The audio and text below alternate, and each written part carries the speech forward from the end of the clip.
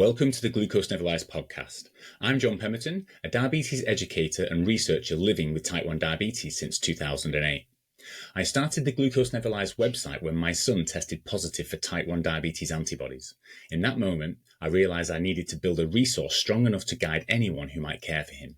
At first, that meant writing clear, actionable management guides, but listening to Peter Attia's The Drive taught me something. Peter's conversations provide depth across nutrition, exercise, pharmacology, sleep, and much more. But I always find myself wondering, how does this information apply to people with type 1 diabetes? And this podcast is my attempt to fill that gap. I have access to the world's leading researchers and thought leaders in type 1 diabetes. That gives me a unique opportunity to combine lived experience, professional expertise, and cutting-edge science, and to share it all on here in conversation.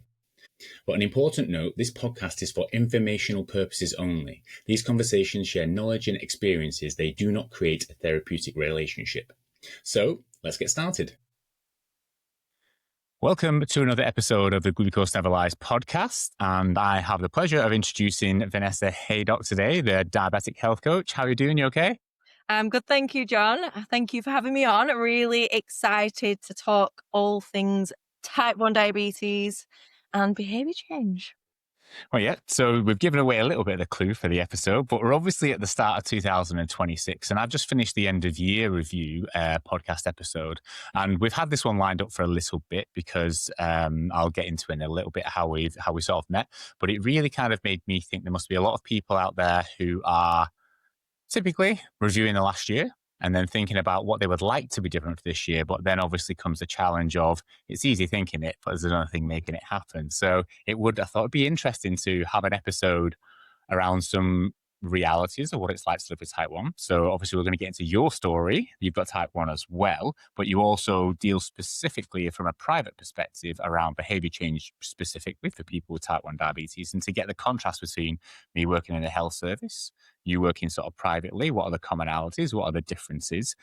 So obviously given that a bit of a long-winded intro, but what it'll be interesting for the listeners is if you wouldn't mind just kind of giving us a bit of information on your, I guess, academic or schooling background, or what you currently do, and sort of how your,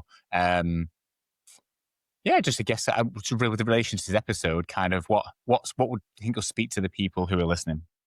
Yeah, thanks, John. So basically, I've been coaching people with diabetes like myself for over 10 years now. My background originally was in psychology. So I did a bachelor's degree in psychology, and then I went on to do a master's in applied behavior analysis, which is kind of, if you imagine like data analysis, analyzing data, behavior analysis is analyzing behavior. And then after that, I went on to become a certified certified behavior analyst. And my passion was to work with people to improve their health behavior. So when we think about a behavior, a lot of the time we just think about, child behavior, or we think about, behavior as in someone misbehaving. But a behavior is basically absolutely everything that we do. Okay, so behavior change can relate to child behavior. It can relate to, behavior in business. It can relate to behavior day to day in the community. And most importantly, it can link in with health behavior. So a lot of the habits that we participate in, whether they're good or bad habits, they are all behaviors.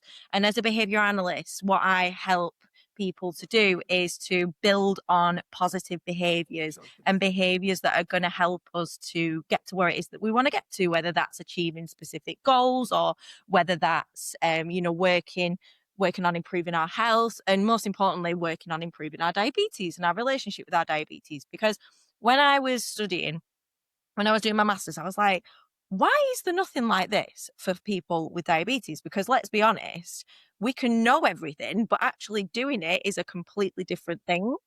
So that's when I kind of wanted to, go down that route a little bit more.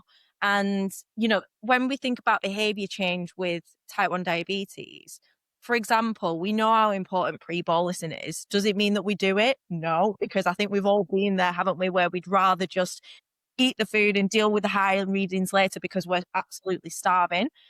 So again, it's looking at how can we like build on our positive behaviors that are going to help with our overall health and diabetes management later down the line. So that's kind of like what I like to help individuals with. Not only that, when it comes down to behavior change, it's also around like our mindset around our diabetes, which is a really big one. So I help a lot of clients with the mindset because when I was a teenager, and I'll talk to you about this shortly, but I was completely in denial, didn't really care much about it. I was just completely switched off from it, and it's helping people to get into a much better place with the diabetes, and most importantly, acceptance, because without acceptance of no matter what it is, if we don't accept something, our behavior is not going to change towards that. So again, like helping individuals with that too. But yeah, in a nutshell, my background is in psychology, behavior analysis. That's my certification, but I'm also a certified personal trainer as well, an online coach too. So not only do I help people with the mindset side to diabetes and the behavior change, but I also help people with the health and fitness side to diabetes, whether that's fat loss, whether that's building healthier habits to feel better. Or, I'm getting a lot of inquiries at the minute because Christmas is just, Christmas is over and everyone feels rubbish and everyone just wants to, get back into a good rhythm with things. So yeah, it's a kind of like a concoction of all things health coach, if you can imagine. You've got your health and fitness, you've got your behavior change. So yeah, that's what I do. No, that's what makes sense. Or it makes a lot of sense to me because I've just got two puppies. Well, not me personally. Our family's got two puppies. Yeah. And this idea that everything is a behavior, and if you reinforce the good ones, they stick. Mhm. And also, if you reinforce the bad ones, they stick as well. Is Absolutely. my trainers are being chewed at a rate of knots on that principle. So I I Yeah. am Well, feeling the pinch on that on a absolutely. very simple level. It's funny you say that because dog behavior and human behavior are exactly the same. Okay. So the Well, same principle. So you've got to think like the same principles of reinforcement are applicable to us so as I much need as they are dogs. I need one packet of dog treats for one side and then the kids. I'll have something in the other, and we'll feed them out and reward the behaviour in that way. Oh, So that's yeah, but I it. mean that spoke to me from there, obviously, and I think also what is interesting, what you say there. I work in paediatrics, so I see a lot of young people transition from their parents. Yeah. Being in charge of glucose management and their diabetes behaviors, and then at 12 years old, it's like it's the most amazing thing, and it's ridiculous when you say it out loud, but this is what the expectation is. Kids go to secondary school after Mhm. primary school, being literally babysitted by the TA they've got in there, really close looking after them. All of a sudden, over a 6 weeks holiday, it's like they've all of a sudden developed the ability to self manage the diabetes because they get to high school, they've got virtually no support on a daily basis. The Yeah. parents generally are expecting a huge amount in terms of the behaviors on a daily basis that haven't been ingrained. And also, as we know, a lot to do. And that Yeah. often, speaks to then really getting to some big, deep challenges from 12, 13 to 17, 18, when Mhm. then all of a sudden something happens and it's like, okay, maybe something different now. So you're nodding because I think that's a little speaks to your story. So it'd be interested to kind of get your how you kind of navigated that part, because I'm sure that informs some of your decisions in career, but also some of the understanding that you've got for people who are going through the same thing. Mhm. Absolutely. Well, everything that you mentioned there, I can relate to because that was me. So basically, I was diagnosed at a very young age, around like 3 years old. And from there, as you can imagine, in the 90s, back when we had the mixed insulin, the glucose, we had to prick our finger to take our glucose levels. Luckily, my mum and dad, they had a fantastic diabetes nurse that was really supportive with them. And she used to kind of come and visit quite often at the house. And my mum and dad just basically did everything for me when I was younger. It was great. I mean, I don't know what my glucose levels were like back then, because I can imagine it was very difficult back then as a parent trying to manage, my glucose Yeah. levels. But when I went to high school, that's where everything just took a complete 360. And the reason being is because, as you said, I'd gone from having everything done for me to suddenly having to, take on all this responsibility with zero motivation. And I just wanted to do what my friends were doing. And to be honest, I did rebel a little bit at that age, as a lot of us do. Um, so that made it very, very difficult. Not only that, I was the only child in high school with type 1 diabetes. Nobody else had it. Um, again, social media wasn't a thing back then. I mean, I'm 34 in a few months, so it was back in the noughties when I was at high school. No social media, whereas now it's very easy to come across others with diabetes. So that really reduced my, intrinsic motivation to even tell people that I had diabetes. And I think that when it comes to it, diabetes denial, that definitely came to the surface. And, to me, I didn't really have it. I was just like, I knew I had to inject insulin when I ate. Was I having the right amount? Absolutely not, because I didn't really know how to carb count. I didn't know what I was doing. My mum tried her best, but as you can imagine, a teenager who just wants to rebel and do whatever she wants, it's very difficult. I was the typical teenager that used to make up the readings in that little book that we used to write in, and Can't yeah. get away without these days. Well, exactly. There was no sensors back then, no CGMs, no pumps. So it was, in a way, it was kind of easier to ignore. So from a behavioral perspective, you've got to think like avoidant behavior. There's different functions to behavior, but you've got to think avoidant behavior. If there's too much pressure and if there's too much demand, avoidant behavior is more likely to increase. So it's a little bit like, as one goes up, the other one Yeah. goes up. So if we are told to do X, Y, and Z from going from 0 to 100, the avoidance is just going to explode. And that's exactly what happened with myself. So that's where usually kind of taking more of a like steady approach. It's like, right, we're just going to work on one thing and then that, and then etc., rather than everything all at once. So when I was in high school, I used to go days without checking my glucose levels. To be fair, I didn't skip an injection because I knew I always had to have an injection with what I ate, but I just wasn't giving myself the Yeah. right amount. Um, my food choices weren't the best. I'd just go into the canteen and get a huge bowl of chips and 3 cookies and a muffin and didn't really care. Um, and I used to use it as a little bit of an excuse to get out of class a lot, as I think we all have, haven't we? Like, Play the D card. You've got to play the D card. That's it. So it was tough. And then when I left school, to be fair, like when I went to college, I actually met the first individual with type 1 diabetes that I'd ever met. I was like, oh my God, like I've got so many questions. And she was like, yeah, I change my needle every time I have an injection. I'm thinking, I don't do that. Maybe I need to start doing that. Like literally, even just talking to her for half an hour made me think, wow, like I really need to sort my shit out, basically. And then when I was 18, I got the dreaded letter that says that I'd had retinopathy and maculopathy with the big capital letters. Got that letter and I just broke down in tears. To my partner, who I'm still with today, like he's been through like every kind of version of Vanessa with diabetes along the way, thinking, oh my gosh, I'm gonna like lose my sight, I'm gonna go blind, and I'm just gonna it's gonna just ruin everything. And that was all that I needed to That's the just charge. literally overnight. I thought, this is it. I am not letting it win. I'm not going to let diabetes win. And I'm going to do whatever it takes to get back to, get to where I need to get to. Obviously, I had the appointments with my consultant, who's still my consultant today. She just used to sit me down and it was like being in the head teacher's office every time I went. So I just I hated going, but I sucked it up. I went in and I was like, right, just tell me what I need to do and I'll do it. And to be honest, I did take that kind of, even though I wasn't a behavior analyst at 18, I was getting into it then. And I knew that kind of subtle approach was better. So rather than putting pressure on myself to change absolutely everything, I literally just started I didn't have a CGM by this point. They weren't actually released then.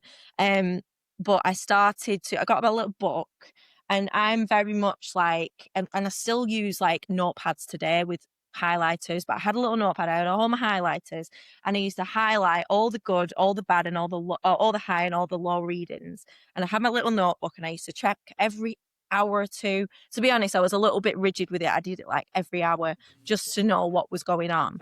And I just started to analyze everything, and I just started to get into a habit of, right, okay, this is obviously not working. This is working. What do I need to do moving forward? And I started to like really analyze my own glucose levels, which we all do now, don't we, with our CGMs. And then I was lucky enough to, sorry, long story short, I started to I started to volunteer for Diabetes UK and JDRF back in the day, and I was Mm-hmm. doing well, they're called Google Hangouts back then, where Okay. we kind of hold something similar to this, but it was quite new back then. And I would hold peer support sessions with people, and we'd all come together and just chat about diabetes. And someone mentioned on there, "Oh, have you seen this? Have you seen this amazing new machine that basically reads glucose levels?" And I was like, "No." So anyway, I googled it and came across the Freestyle Libre sensor, and I was like, "Wow, this looks amazing." Ordered one because it was literally just as it was Yeah. released. Managed to get one and got my name on the actual, like, repeats of Oh, being okay. able to buy one again, because I self-funded it for years prior, and got hold of one, and I was like, "Wow, this is, like, incredible." And that in a way, going back to behavior change, having that visual understanding of what my glucose levels were doing was, like, the biggest prompt to my behavior that I could need, basically. It changed my life and my relationship with my diabetes forever. Um, and I'll to this day, I'm so grateful for Freestyle Libre. I'm actually a Freestyle Libre ambassador now as well. So Yeah. I do a lot of Freestyle Libre, and, absolutely, because I honestly think that without that, I wouldn't be at this Yeah. point where I am today without, with my diabetes. Um, so yeah, so it's just been a bit of a whirlwind kind of transition, really, from the reluctant teenage years, the in denial teenage years, where I think, wow, like, imagine where I would be now if I'd have not changed. And it's sad to say, but that's just the reality of type 1 Yeah. diabetes. It resonated with me, but also I think speaks to many people's experience with behavior change in general, but also in type 1 diabetes is one to get a behavior change. It can work one of two ways. You can be a slow and gradual, but you often you need something, you need an emotional charge. You need an Yeah. emotional charge that kind of like gets you focused, ready, and your brain willing to accept the change. So for you, obviously, it was the getting letter for retinopathy. For other people, pregnancy is a Yeah. huge one. It's just that boom, I'm going to do it for someone else. Like this Yeah. is like the most important thing. So Yeah. that there's that emotional charge just speaks to people, and some people will be feeling that right now. The new year, they're looking back over the year that they've got more weight on that they want, or the HbA1c is quite not quite where they want, or the time in range is not quite where they want, and they're kind of like getting that emotional charge. The people listening to this who can hear that for sure. The second one is that idea of community. So I've spoken to quite a few people now on the podcast who've kind of said that being able to be understood, be heard by someone who understands what it actually feels like, Yeah. and they look like me, they sound like me, they kind of I just really they speak to me in whatever way, and that really a lot of the information that I'm kind of gathering, certainly from online spaces, people Mhm. resonate with people who like them, they sound like them, they just interact with them, and because there's so much variety available, you're going to find someone generally who speaks to you, which is great. And then the third one is just what you mentioned. The same for me is kind of behavior changes works really well when you have short feedback loops of what worked was well, what does the stimulus response is short enough for you to kind of get quick learnings. And with Yeah. finger pricks, it's just like it just doesn't happen. It's almost impossible. If I've got to live the same day every day to kind of get that level of consistency. But with CGM, like you say, the level of opportunity to trial, error, learn, trial, error, learn, trial, error, learn very, very quickly in a short space of time, I think for a lot of people, it can either be overwhelming Yeah. or, if viewed a different way, can be the most powerful tool to be able to expedite how quickly you can learn and move on. And we're certainly going to touch in there. So I think those three things that I kind of really pulled out that really sort of spoke to me and kind of, I think, sets up this conversation. But it sounds like from what you're saying, I think a lot of people will be listening to this going, yeah, been there, got to 12, completely fell off the wagon, had something Mhm. happen to me, or maybe now I'm thinking about wanting to change some things. Like, how am I Yeah. going to approach it? What's the best way to go and approach it moving forward? You obviously see a range of people within what you do as a diabetic health coach. And I think one reason why I was quite keen to get yourself on is I've obviously seen quite a few people online and being quite snobbish from the NHS. I'm like, yeah, we do things properly in the NHS. Like we've all got qualifications and we're all, kind of like we Mhm. all know this behavior change stuff and we do things properly. And it's really easy to think that. But then the reality is we don't get to see people that frequently. We do in pediatrics, but not necessarily in adults. Number two, we're generally white middle class people as a sort of species, certainly within the UK, which don't necessarily speak to people otherwise as well. And also, when you work in the public health sector, you're not going to lose your job. Whereas if you work in a private space, if you're not very good at what you do, you don't get any clients and you don't get people coming back. So obviously you've got over like 50,000 people on your Instagram. You've always got a full roster full of people on your client base, and success leaves clues. So if someone is achieving something like that, then they're obviously doing something which speaks to a lot of people. And it's quite interesting for me to take a step outside my little NHS box. And I came and did a few presentations for your client base. And I was really, I was surprised isn't the right word. I think it's because I personally am such a freak on things where if I want to do something, I am just like a tunnel vision and I'll just get it done. Yeah. And I can't see why other people don't do that. But then my wife is completely the opposite. She's cleverer than me. Yet when it comes to changing her behavior on something, she needs external accountability. She needs either a coach or a personal trainer or a tight deadline that's going to crush her unless she gets it done before she'll get going. Whereas I'm just like, I've done it 3 weeks ago because it's like, it's just important to me. I just need to get it done. But having such a range of people come through your sort of the people who you see obviously they prefer having someone to support them with that. What sort of things do you typically see from a type 1 diabetes perspective, sort of common patterns of why people come to you? Yeah. Well, I think the main thing is that, well, number one is relatability. So people know that I've got type 1 diabetes, and this is what sets me aside from your typical, like, personal trainer or, online coach, because before I got into this, I had coaches and online coaches, personal trainers myself.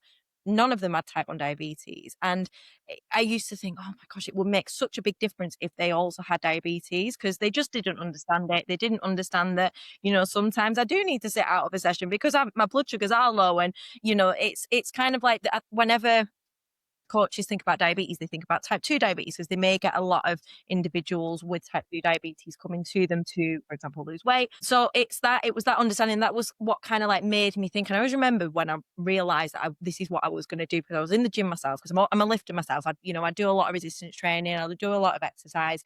Oh, you're And looking buff. You're looking buff. She's got some guns on here. If you watch on YouTube, she's stacked. and I've worked very hard to build all this muscle. No, I'm joking. I know it is funny though when people go, I want to start doing some weights, but I don't want to get too muscly. Like, you've got to be joking. It takes time and It takes years to put on time. some muscle It takes tissue. Do not time. worry about that. You ain't Yeah. gonna look like Arnold Schwarzenegger if you lift a few dumbbells. Exactly. It's one of the best things us women can do as well when it comes to getting older as well. I mean, I'm mid-30s now. I need to be looking after myself. No, so sorry, what was I saying then? So Oh, so people coming to you, so when I was in the gym and I looked in there, I thought, that's what I'm going to do. I'm going to coach people with diabetes like myself.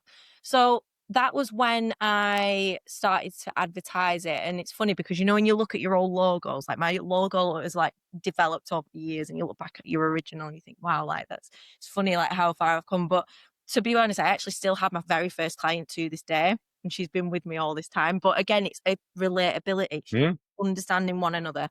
And this is it. Like when it comes down to type 1 diabetes, unless you live with it, it's just so hard to, kind of get that relationship. And that's why, I contacted yourself, because I was like, you've got type 1 diabetes. That's fantastic. And that's what my clients love. They love that I've got it. And also how I've gone from one extreme to another and helping people to get there as well, because it's not anything specific medical that I've done. It's my behavior. It's my behavior that I've changed that's helped me to get there. And it's like, how can I help and support other people with that? And not only that, like, I'm quite open and honest. Like, I am not perfect.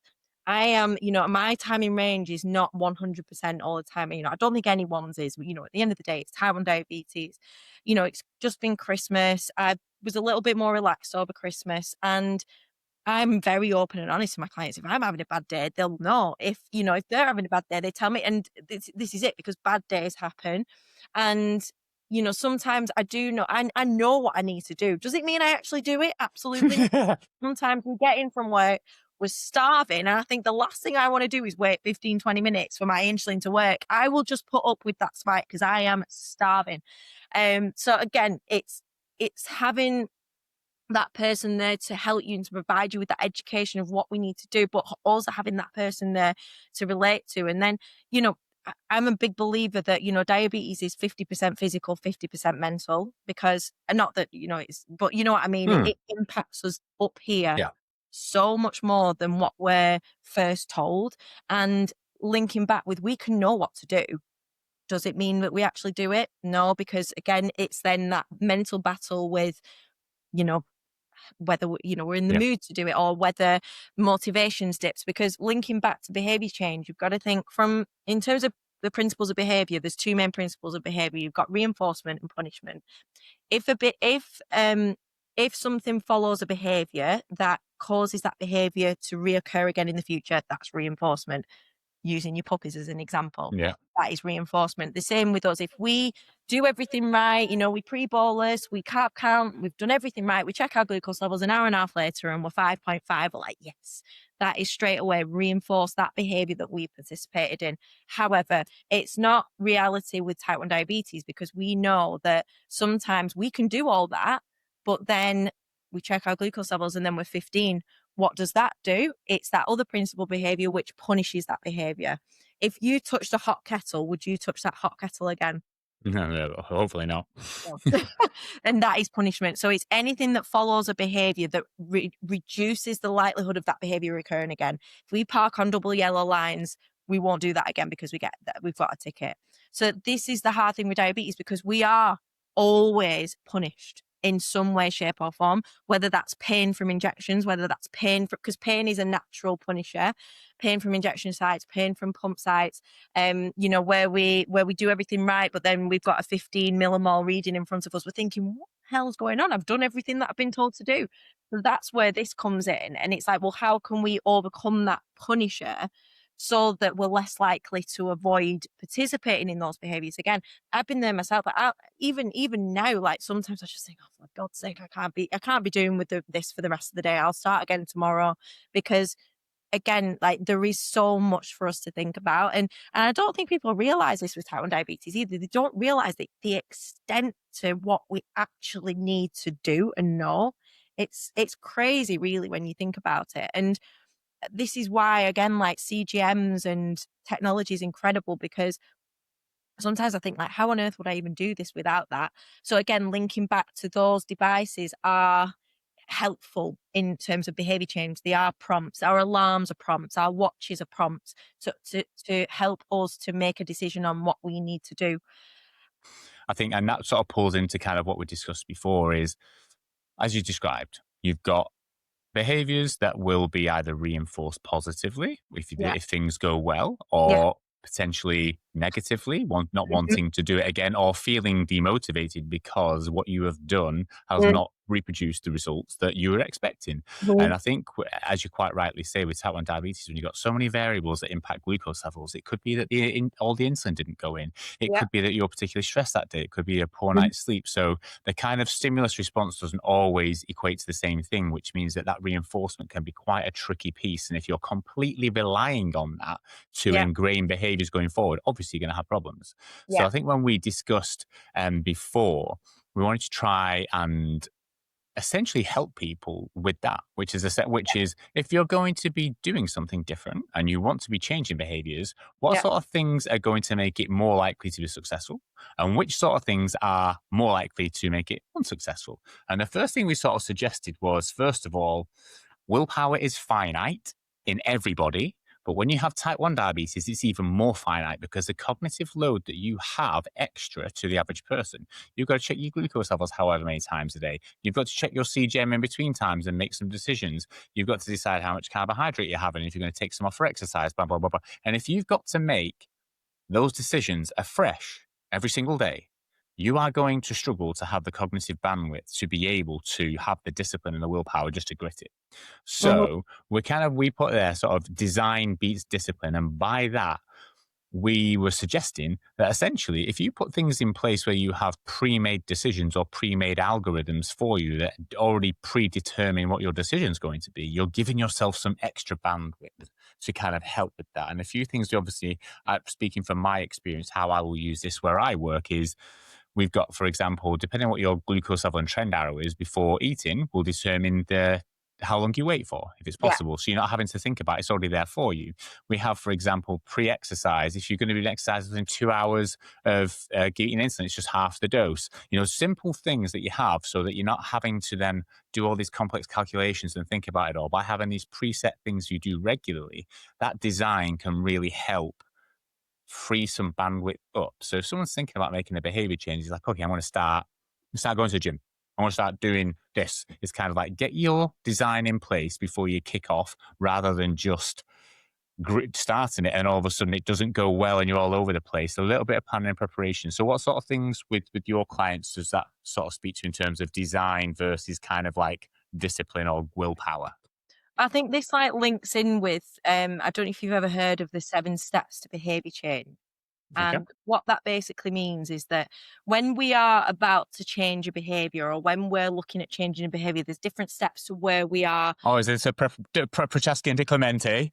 And then you kind of got like preparation, That's the pre-contemplation, one. That's contemplation, the one. Yeah, preparation, action. Yeah, yeah. that's the It's one. taking me back to 2001, that now. Oh yeah, yeah, that's the one. But the like I said, the 7 steps of behavior change.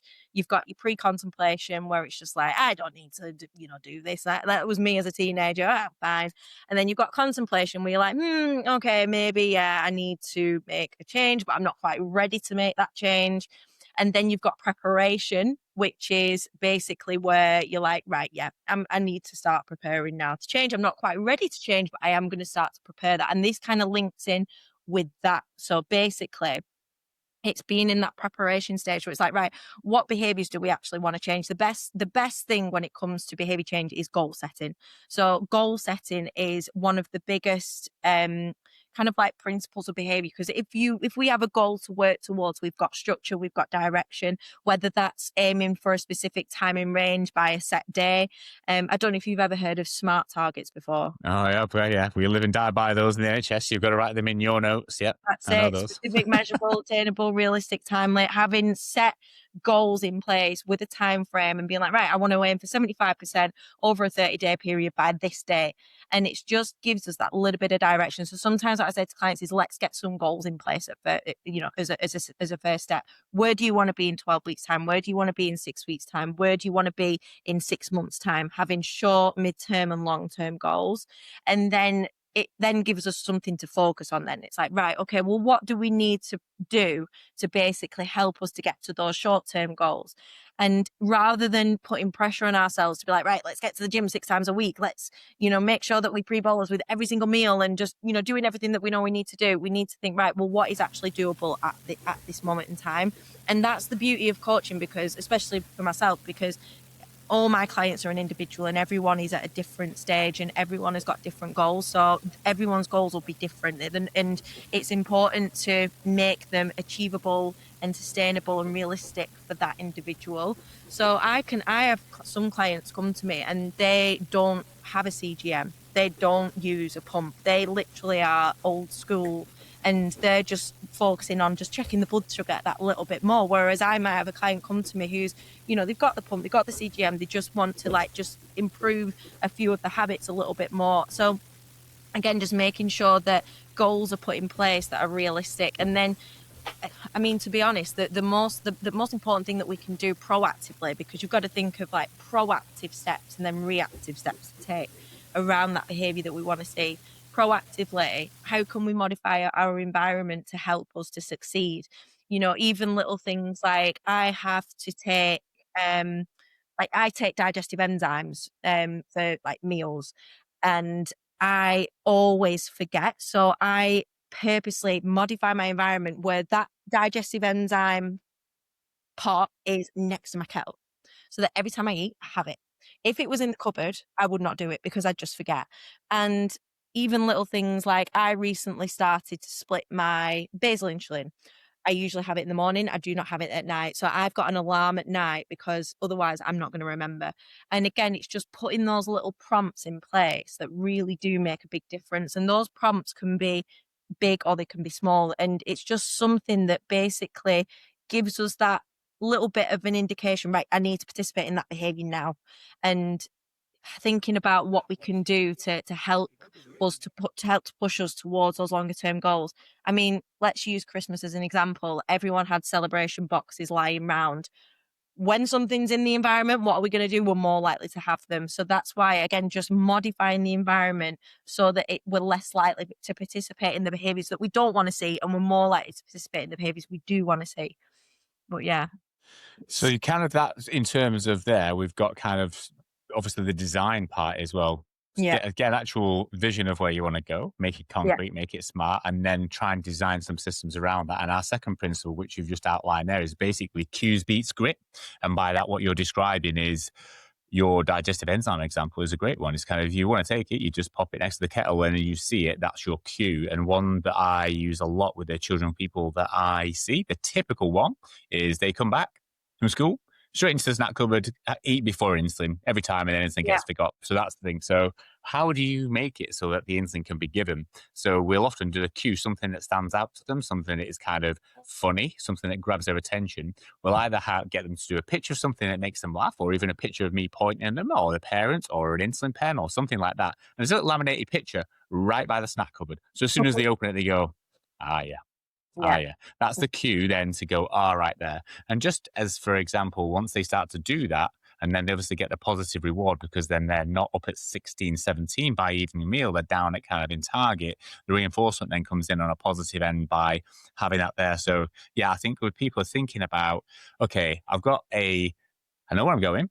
I've got a bit of a design of things that I'm going to do, and I've got some strategies in place, but I'm still struggling to put them in place. What sort of things can you do? So we've given two examples there. And another one we typically use is people always forget to give their insulin 15 minutes before breakfast. mhm, So we will have, right, tell me about what you do in the morning. So people who have a shower before they eat their breakfast, it's always, okay, we're going to put a little cue card or something in the shower or close to the shower. That means before you get in the shower, you give the insulin.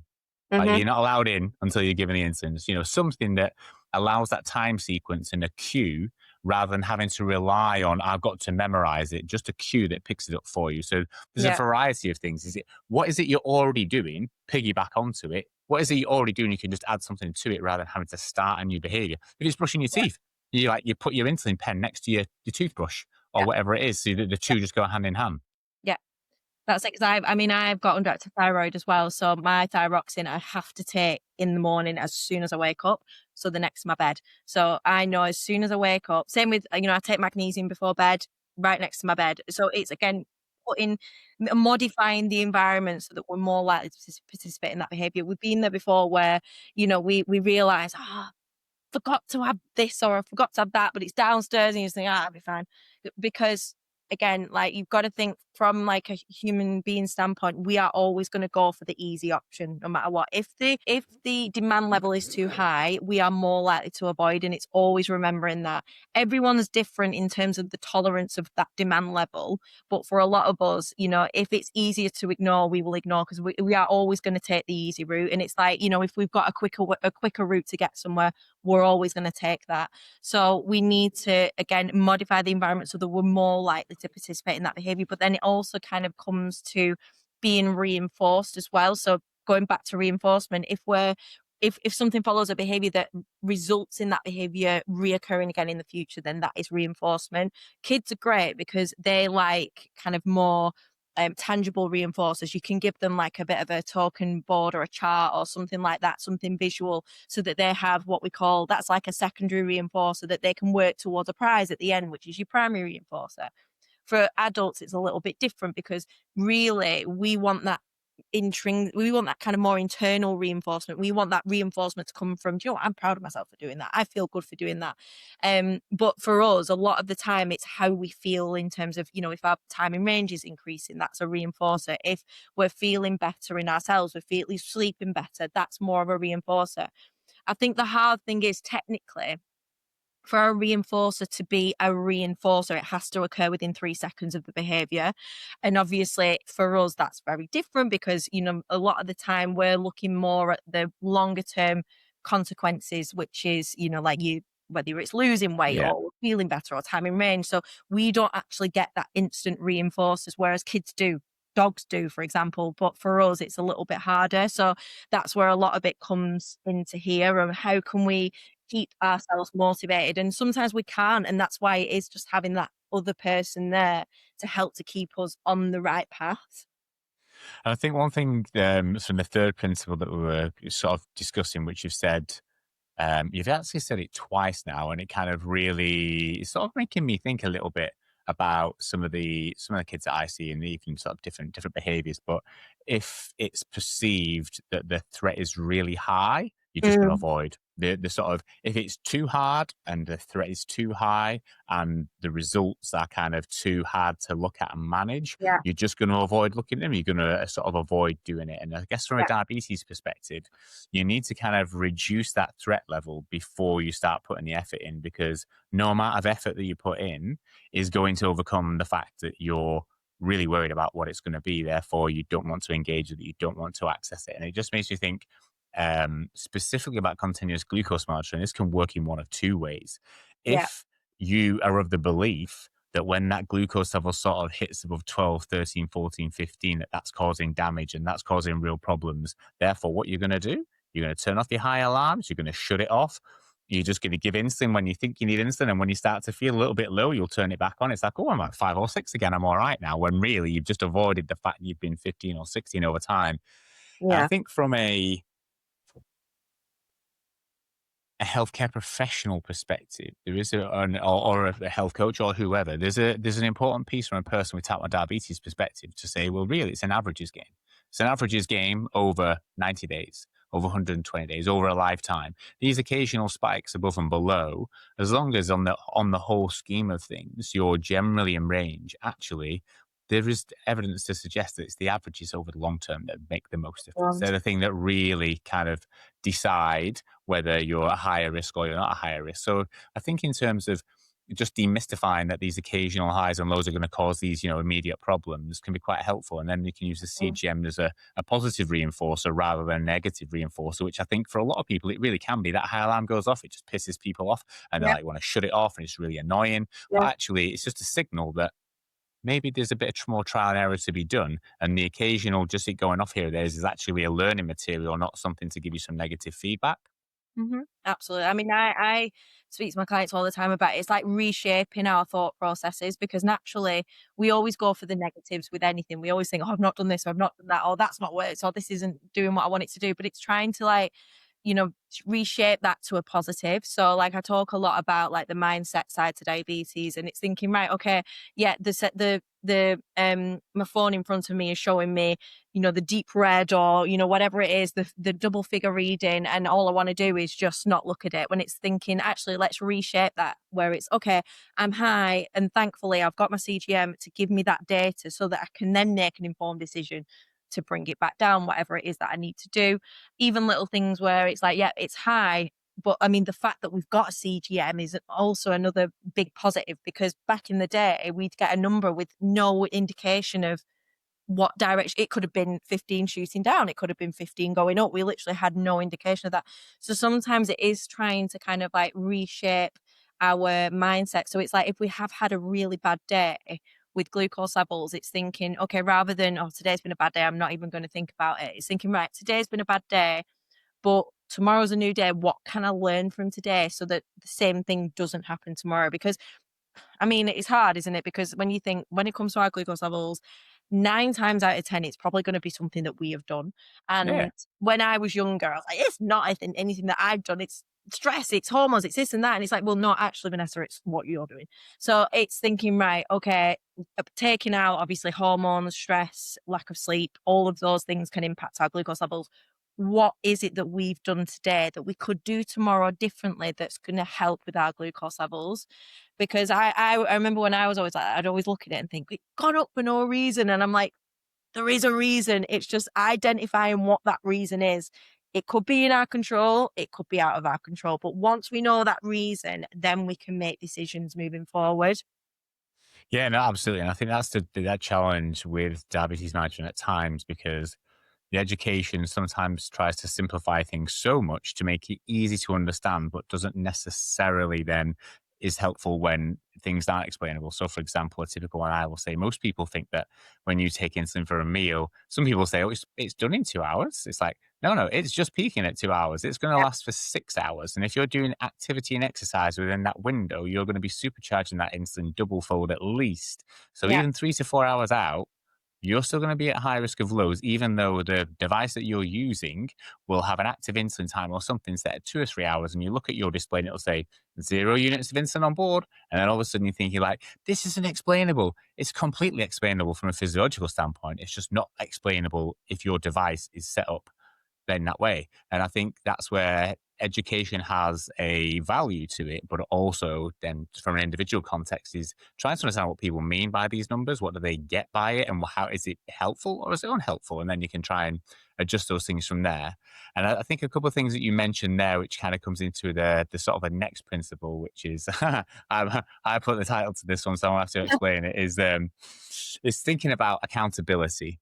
Hmm. Like, do you prefer the hawk or the owl looking over you? And do you prefer the carrot or the sticks? The hawk or the owl is pretty straightforward. Do you want someone who's over your shoulder and kind of providing pretty strong accountability and reviewing your results and kind of maybe giving you a nudge very frequently? Or is that going to piss you off? Or are you someone who prefers more like the wise owl who kind of take a step back over 2 or 3 weeks, look at things in a bit more of a balance rather than play by play way and kind of giving you the opportunity to come up with your own suggestions and you learn that way? And I think some people prefer different things. What's been Yeah. your experience from, I get you've got a range of clients, some that you just need to check in with occasionally where you can be the wise owl, and then others where you've kind of like, they want a little bit more like bum, bum, bum, bum. What's the kind of spread do you see?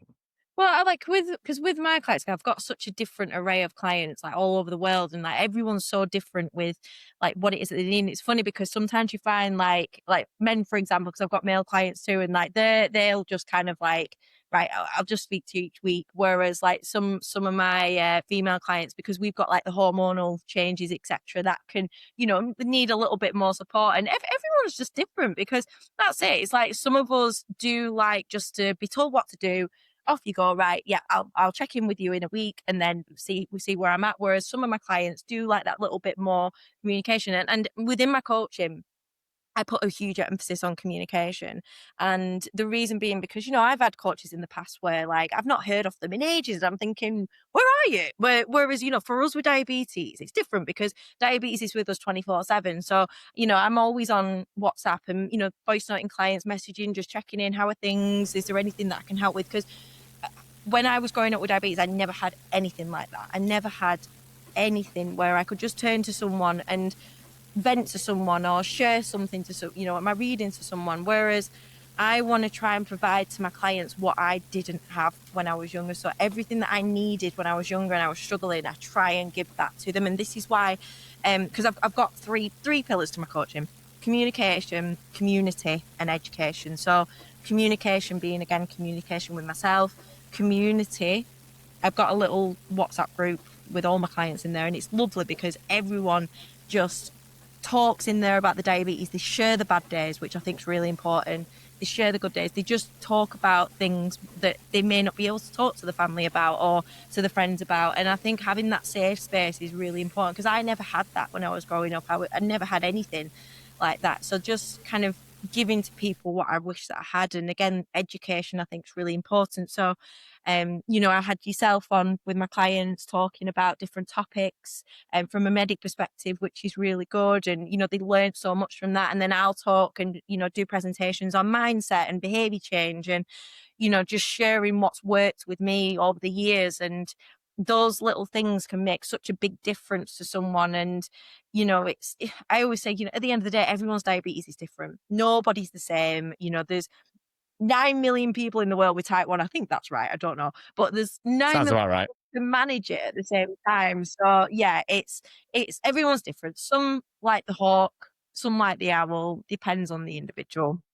It's the same with the carrot and the stick, isn't it? Kind of like some people really need a lot of cuddling and Yeah, positive reinforcement and just really positive and really react quite negatively to any sort of yeah, critical appraisal in some ways, although you have to yeah, deliver it in the old shit sandwich, I guess, in some ways. But then there's other people who just like, give it to me straight. Yeah. I want the honesty. I want kind of what it is and what I need to do. None of this messing about, so I can just crack on and get on with it. So I'm a little bit like that. So I'm quite fortunate to have a thick skin. Whenever involved in anything like a consensus paper, just to be in, I always like when I send the email out saying this is the paper. Like if you think it's shit, that's fine. Just tell. Just give it to me. Yeah. Just give it to me straight. I don't want to mess about like how I do things. Just tell me if it's Yeah. no good. Just be straight. And obviously, then when you get the feedback, you've kind of like got to go, okay, I'm ready for this. I'm about to take a hit. Don't take it personally, although you'll try not to. You still will do, but that's just the way that I prefer to that. But at the same time, to other people, that would crush them. At the same Oh, yeah, time, yeah, yeah. Yeah. I would it annoys me when people are like, oh, it's just, you know, a bit of this and a bit of that. And it's like, just get to the point. Just get to Yeah. the point and just like give it, like, I want to hear it. But I also appreciate with working with lots of different people, you can see that the way that that feedback and the way that accountability delivered is absolutely essential. That is the right style for the person. Is that? Do you see that quite a bit of difference? Do you any see patterns in that between different types of individuals? I mean, again, it all depends really. I think it depends too on the support that they already get too, because if I've got a client who hasn't seen the consultant in 2 or 3 years for whatever reason, cancellations or whatever it is, they may need that little bit more support. Whereas I've got some clients who, they literally have the nurse on the other end of the line and they don't really need that much of an. So again, it really depends. And then I'll have some clients that come to me who they've just come to me for support on the whole, acceptance of diabetes and helping them to accept and, build up the confidence to have the sensors on show or, to do their injection in public, and they come to me for that, and that's where they may need that little bit more support as well. So it depends really on what the goals are. Yeah. And so I guess meeting them where they're at as well. And I guess the final bit, which you've already mentioned, the sort of the fifth principle is the community support. It should be support and not shame. So, I mean, Yeah. I'm not much of a online person. Like I've got an Instagram, but I don't run it. Anthony runs it. And I've never really been a big Facebook person because for me, I generally tend to just get on with stuff and from an accountability perspective and community, just get on with it. So, but I also see and hear from a social media perspective, it can either be very, very supportive or very, very toxic, and it can Mm, swing both ways. And just interesting to hear. Number one, you must have experienced a lot of that with having 50,000 followers. I mean, you saw people like yeah. talking crap all the time, which would do my head in. But interesting, what I was interested to really find out about was you've obviously got your own WhatsApp group for your clients that allows them in a safe space to have Yeah. community, but without well, I always remember this. The thing that I always remember listening to someone talk about community is that like, human beings for years have been brought up in communities of no more than 150 people, which means you know everyone really well, and it means that people can't get away with saying stuff that's generally not true. Mhm. They have to carry accountability for what they say. And also, you've got a reputation to uphold. So you're very careful with your communication. You make sure it's measured, you make sure it's effective, and you make sure it is generally supportive of the people you're with, because otherwise, you'll very quickly have 150 people. You don't have no friends. So you have to be like that. But the world of online is like, there's what, 9 billion people? You can Yeah. say whatever you want. You can do whatever you want. And like, it's not going to have any comeback. And I think the lack of accountability online for me is just why I just don't engage in it because I've got no interest. But it's Mm. interesting to hear. I think people have to be really careful with online when they choose a groups, even Facebook groups, because it can be very hit and miss. Some of them. So, what was your decision and thought process around your WhatsApp group? When did you decide to do it? What was the kind of, did it just happen organically? Was it a purposeful choice? I'm just really interested because I think within the NHS, that is actually something that would be unbelievably helpful to have a group of people in a small WhatsApp group who know each other, which I know that kind of happens ad hoc, but it doesn't really happen Yeah. in a structured way. I know it does in some places. It certainly doesn't where we work, and it's a bit different with kids because you need to really be above 16, 18. It gets a bit messy, but Yeah. I'm sure some adult services do. Yeah. I mean, I've had the group now for probably about 4 years just because it's, again, a space where everyone can just support one another and motivate one another, and again, from a behavioral change, standpoint, motivate one another because everyone's on the same path. Everyone, is struggling in some way. And, no matter how well controlled our diabetes is, we are going to have days where we struggle. And sometimes people just seeing that. And I know that when I was younger, if I'd have seen that others struggle, that would have impacted in a good way, like my own relationship with my diabetes, knowing that, okay, it's not just me, or okay, if I've got an issue with something, I can quickly just ask someone and they'll know because they've been there. Or, I mean, I don't personally use a pump, but a lot of my clients do. And if they've got an issue with the pump and they don't know what to do, they might just say, oh, has anyone had this issue before? What should I do, etc. And just having that space where you can just ask questions, share how they're getting on. It's just so nice to see. Okay, so I want to try and pull what we've said together in some coherent way, I think, and you can tell me Yeah. whether I've managed to achieve it or not, and if you've got any closing reflections. So, Yeah. obviously, what you did share was your transition, and it really sort of sparked a conversation of people really going to make a behavior change. An Mhm. emotional charge is of some description is particularly helpful to get things going, but that alone is not enough. That is the motivation or the spark to get you going. And the Yeah. chances of you converting that spark into something meaningful will depend on how you set things up. So Yeah. we talked about design beats discipline, which you described sort of with, okay, well, how about setting a goal? Setting a goal that's achievable and Mhm. then putting a system in place, actionable, Yeah. realistic, Yeah. time bounded. So you've designed something that is leading to somewhere. So rather than just saying, I want to do it because I want to do it, you need somewhere where you're going exactly, a Yeah. design that allows you to get there and it's reasonable. And then once you have that in place, the second point was, okay, so you've got this design that you've created and you're putting these specific things in place. You need a set of cues. You need a set of cues to prompt that behavior, typically on something that you're already doing to allow you to easily transition from, wow, this is 5 new things to do. No, I'm already doing these 5 things. Mhm. It's just piggyback on it. So pick something you're already doing. For example, if you're having a brew, I have a cup of coffee every single morning. So Mhm. if I need to have something, I've got my medication sat right next to the cup of the coffee bags. I'll pick it up and it's one. But something as simple as that is going to make a huge difference on whether your design is possible, and whether you willpower it or you grit it. The third one, which you talked about a lot, which is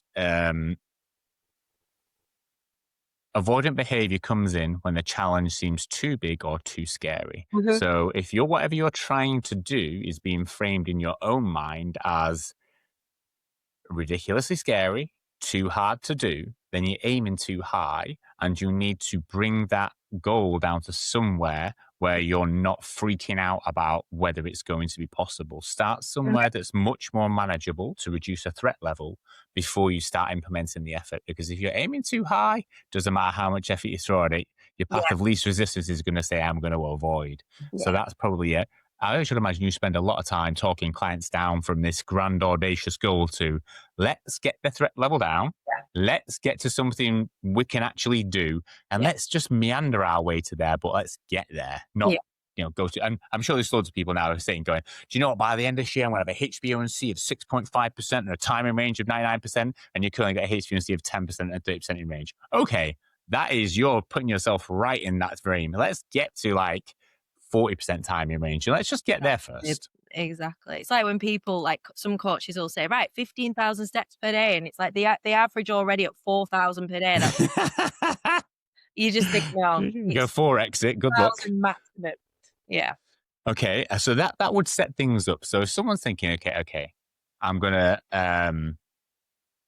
design my way there. I'm going to put a set of cues in place and I'm going to make sure it's possible and not have the threat level too high. Okay, I'm good. And now some people will be okay with a wise owl checking in every 2, 3, 4 weeks, or some people will need a bit of a hawk for the first part. And will also need to decide what kind of feedback you want and how you want it. And that comes to your pill, which is communication. When you're working with someone, it's like, you'll be able to pick up off someone what it is that they do and they don't like, but generally be explicit and ask, what's worked well for you before? Does it Yeah. work well if we contact regularly? Does it work well if I kind of give you a lot of, positivity about it? Or do you really want to know kind of when things are not going well and you want to just know it's straight? And Yeah. having that communication just allows you to get the type of feedback that is going to help you along your way. Yeah. And then the final one is this community piece, which, kind of I'm more and more as I speak to more people and get out my own little John Pemberton bubble, realize that people are going to need some level of community support. And that community support could be friends, family, could be online, could be coaching, could be a coaching group. Mhm. But trying to find a supportive rather than negative group Mhm. speaks to me as quite a challenge on the online perspective for sure. Yeah. And because there's not like a community of 150 people with type 1 diabetes down the street to dip into, it's kind of it's a bit more difficult. And I Yeah. think cultivating that is one of the biggest challenges. Yeah. I think from just listening to things, so people who really kind of need that. So Yeah, if definitely. people are on this journey, they've kind of got the design, they've put the cues in place, they've kind of got um, the level of support that they want, and they're going around, they're going to put themselves in a much better place to Mhm. be able to be successful Yeah. in what it is they're aiming to do. And there's obviously a variety of different ways, but I think more so than anything that I've picked up from this is just being a bit more deliberate about it. So there's a bit of a difference between going, 2026 is going to be the year for diabetes. I'm going to get on it and I'm going to have like timing range up here. So, whoa, okay, yeah, brilliant. Okay, that's good for 2 days. Yeah. Let's kind of get real for a start. Let's get it designed. Let's get some cues in place. Let's make sure it's the threat level's not too high. Get the accountability that you need, whatever it is, and then try and foster some community support when things are not necessarily going so well. You can actually lean on someone else's support to kind of get you through those tough times. Yeah. And if you put those 5 things in place, you're going to stand a pretty decent chance of getting wherever it is that you want to go. Yeah. Um, so hopefully that's given people a bit of a playbook to follow from kind Yeah. of your experience from a behavioral analyst perspective, a little bit of mine from where I work. And it certainly made me think about how limited and crap job I do sometimes with some of the families and kids with we see them once every 3 months and we're kind of like, oh, we're going to get to here. And it's like there's a couple of goals written down and you're thinking it probably needs to be a bit better than that actually. So I've got some work to do.